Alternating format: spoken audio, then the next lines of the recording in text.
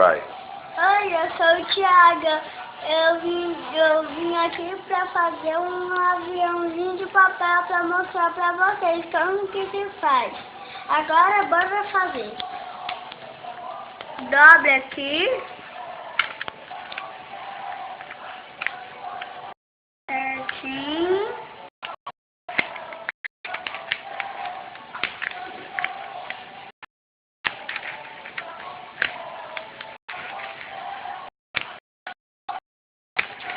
Agora dobre aqui só nesse.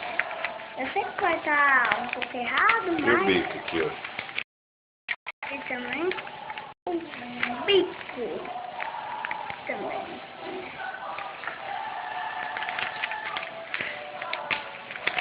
E agora as asas.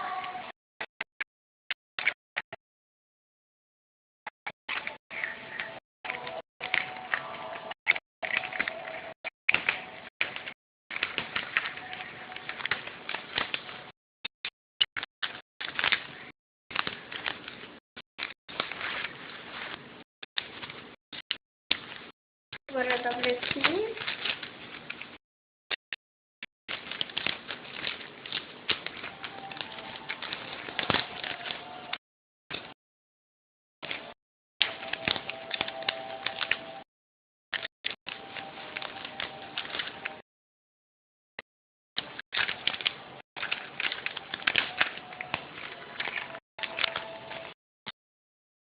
Agora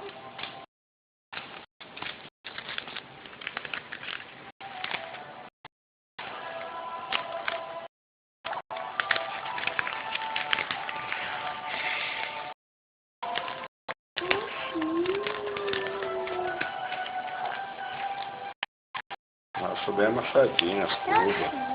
Ah, tá, então. Desse jeito mesmo. Agora você passa a mãozinha em cima, fica bem. Agora... Você não tá amassando pra trás, ó. Tá vendo aí, ó?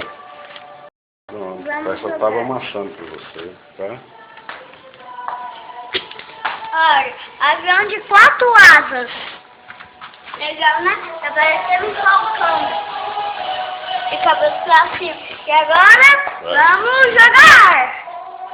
Vai. Ó, bom, hein? Essa é do caso do Nicolas. Novamente. E agora, vamos jogar de novo. Ó, opa! Ele é avião de plano. Ele não ataca. O que ataca é do Vai jogar uma vez pra você. E olha, Joãozinho do Thiago. Opa!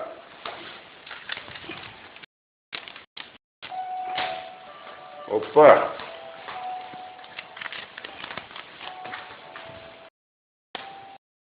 Falei que era avião. Tchau! E aí?